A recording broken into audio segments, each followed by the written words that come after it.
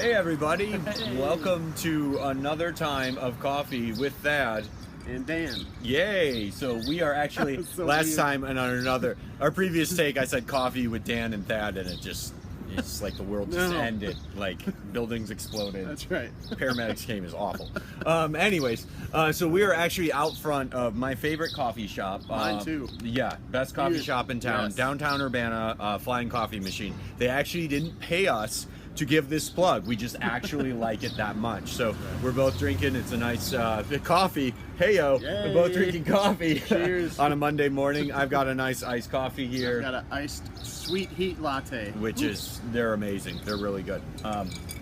Complex flavors.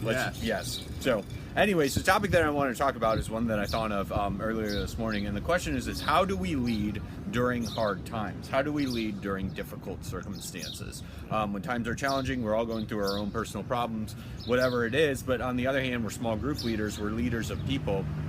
We're pastors, you know, in regards of pastoring people. How do we get up in the morning and continue to lead? Because it does take a different type of energy from you. And it is definitely a challenge. So, Dad, what are your thoughts on the subject? Well, you know, I think as leaders, it's always important for us to lead the way in being authentic with our people.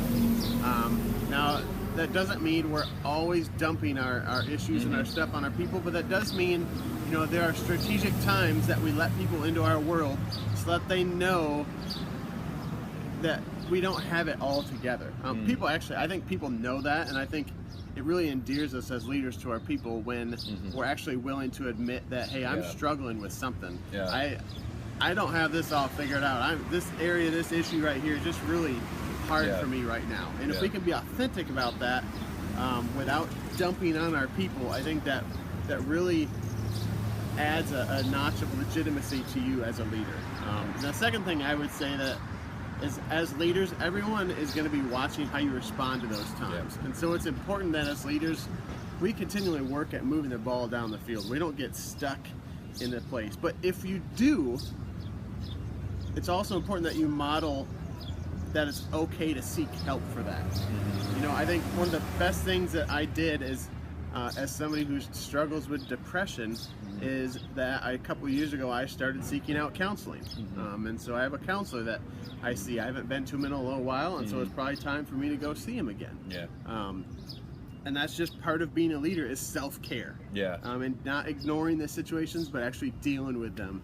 And great word. As leaders with vulnerability, we always lead the way. Generally, you opening up means that other people in your group will have permission to. What I want to talk about is how you do it.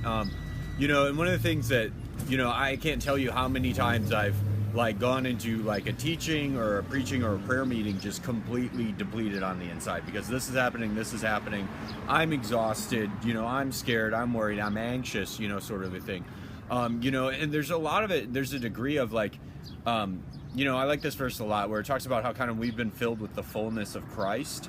You know, and a lot of us, you know, we think that means I won't ever feel lack, and that's just not true at all. I think that verse speaks to the fact that, you know, a lot of times, even though you don't feel it, it's still there. You know, there's a lot of times where I've walked in not feeling like I had it in me, but, you know, as I walked in knowing that Jesus was still going to show up, that's when I sort of found it in me, you know, sort of thing. It talks about, you know, grace is actually activated by faith. You actually have to take steps along the way. But I've always found this is kind of a weird thing. It's good when you're in that place. You actually learn how to depend on God in a much better and deeper way. And there's always more. You know, there just always is. There's always more patience than you think. There's always more courage than you think. Always more direction than you think. But a lot of times, because of the situation that you feel so depleted, you're looking at leading. You see an anxiety because you feel like you got to pour out when you necessarily don't have any in it. You know, but if you actively choose to engage, no, I'm going to try, you'll find it in yourself. Or God will move in some other way in your group, and you won't be pouring out the way that you think. God will be working in someone else or something like that. So I know it's kind of a hard word, but my recommendation is don't give up. Actually hang in there. A lot of times God has a lot of grace in that situation, and you'll learn a lot too. So It's good. any other thoughts? No, we're good, man. All right. Well, hey, thanks guys for joining us. Enjoy your small groups, Cheers. enjoy your leadership, and stop by Flying Coffee Machine if you like to Yes. do that kind of a thing. Have a good one. Yep.